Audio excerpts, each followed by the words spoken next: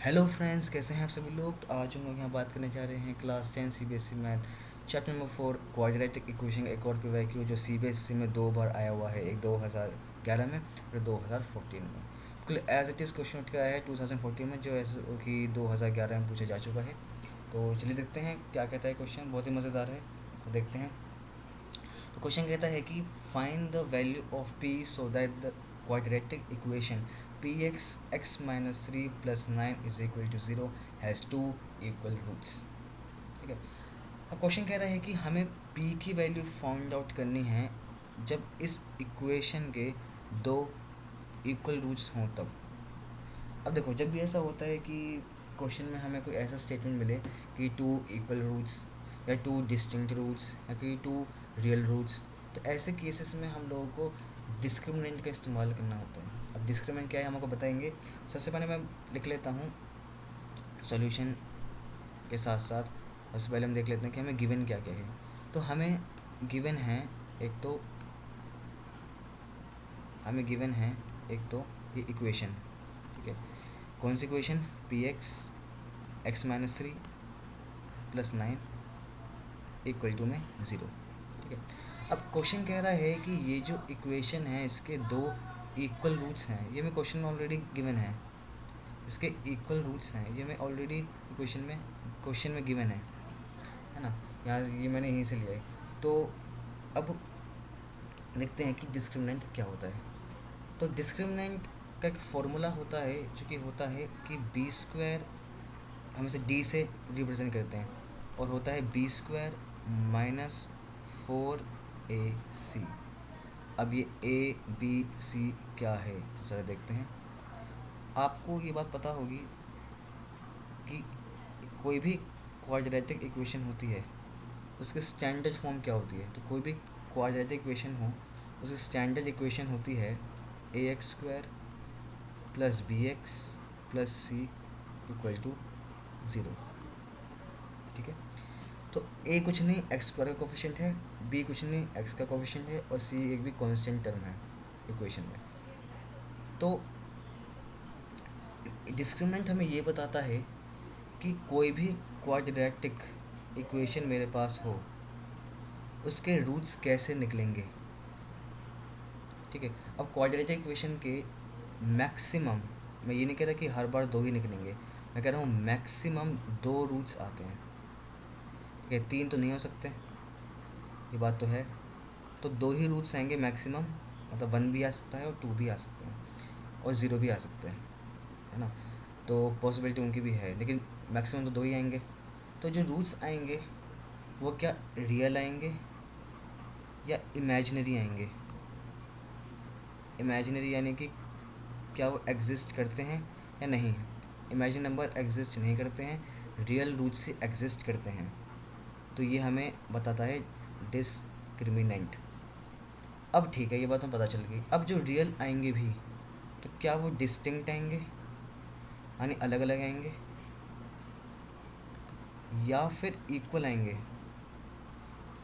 जो दो रूट्स आएंगे दोनों अलग अलग आएंगे या फिर इक्वल आएंगे, ये हमें बताता है डिस्क्रिमिनेंट। ये भी हमें डिस्क्रिमिनेंट बता देता है। तो बस इसी फॉर्मूले का इस्तेमाल करके हम इस p की वैल्यू को फाइंड आउट करेंगे। अब इसके तीन केसेस बनते हैं डिस्क्रिमिनेंट के। कौन कौन से ये बताता हूँ। तो जब भी डिस्क्रिमिनेंट यानी कि बी स्क्वायर माइनस का फोर ए सी, इसकी वैल्यू मेरी जब ज़ीरो के इक्वल आ जाए, ठीक है। मैं बता रहा हूँ कब कब ये रूट्स कैसे कैसे आएंगे, कब रियल आएगा, कब इमेजिनरी आएंगे, कब इक्वल आएंगे, कब डिस्टिंक्ट आएगा, मैं बता रहा हूँ।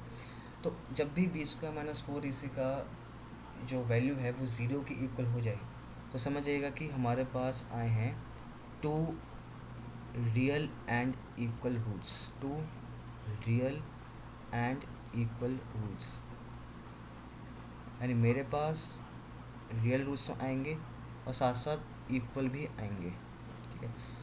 और जब भी डी यानी कि बी स्क्वायर माइनस फोर ए सी की वैल्यू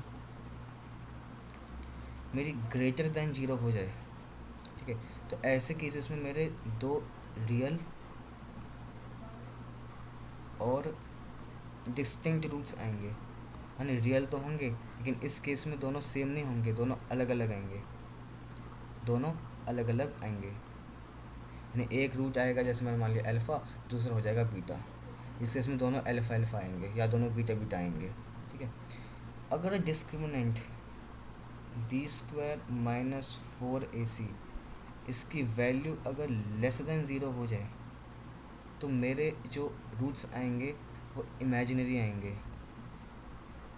इमेजिनरी आएंगे, यानी no real roots, imaginary roots, यानी रूट्स जो हैं वो इक्वेशन में रियल रूट्स एग्जिस्ट करते ही नहीं हैं, इमेजिनरी हैं, काल्पनिक हैं। ठीक है, तो अब हम इस केस का, कि हमें देखो हमें ये केस दिया हुआ है ऊपर, आपको थोड़ा ध्यान दिया ऊपर, तो हमें ये केस दिया हुआ है इक्वल रूट्स, तो बस हमें इसकी वैल्यू पुट करके ज़ीरो के इक्वल करके हम पी की वैल्यू निकाल सकते हैं। तो चलिए, तो हमारी इक्वेशन थी P X X minus 3 plus 9 equal to 0। अब मुझे इसमें समझ में नहीं आ रहा कि भाई ए क्या है, बी क्या है, सी क्या है ना। तो एक काम करते हैं, इस ब्रैकेट को पहले सॉल्व कर लेते हैं, क्योंकि ये स्टैंडर्ड फॉर्म में तो मुझे वैसे नज़र नहीं आ रही है।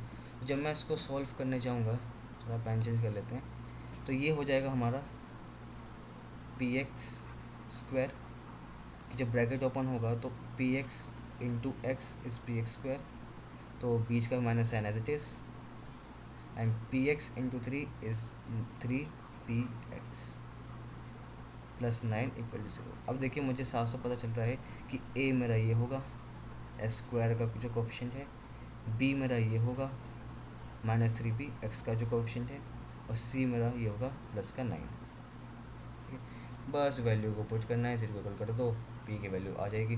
तो पी की वैल्यू क्या आएगी देखते हैं, तो b² minus 4ac equal to 0, और b मेरा क्या है, b मेरा है माइनस का 3p, 3p नहीं माइनस का 3p, विच साइन आता है, तो माइनस का 3p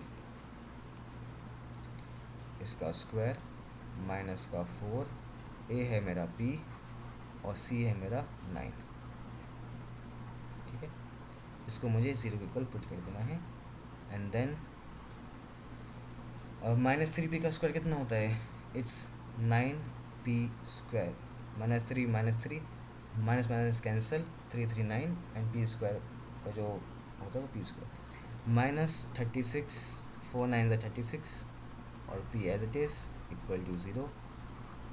अब इसको उस साइड भेज दो, तो 9p square is equal to 36p, and अब p स्क्वायर का जो ये है, क्या मैं इसको कैंसिल नहीं कर सकता, बिल्कुल कर सकता हूँ, तो 9p is equal to 36, and p की जो वैल्यू आ गई है मेरे आ गई है 4। तो इस तरीके से हम लोगों ने p की वैल्यू 4 निकाल ली है, तो p इज इक्वल टू 4 इसका आंसर हो चुका है, और इस तरीके से हमने इस क्वेश्चन कर लिया है सॉल्व। तो इसकी जो फाइनल वैल्यू आएगी p की, वो आएगी p इज इक्वल टू 4। अब मुझे एक ही रूट मिला है, अरे भाई क्वेश्चन में गिवन है कि 2 इक्वल रूट्स हैं, यानी अल्फ़ा हो चाहे बीटा हो, दोनों मेरे इक्वल हैं 4 के, इसका मतलब मेरा क्वेश्चन बिल्कुल सही निकला है, और इस तरीके से हमने क्वेश्चन कर लिया सॉल्व। आज के लिए इतना ही, इस वीडियो के लिए इतना ही, चलिए मिलते हैं अगली वीडियो में, और देखने के लिए आपको बहुत बहुत शुक्रिया, और जब तक के लिए मैं आप लोगों के लिए ऐसे क्वेश्चन की सीरीज़ लाता रहूँगा, और आप जब तक प्रैक्टिस करते रहिए ऐसे ही, और जब तक के लिए bye bye, take care and good night.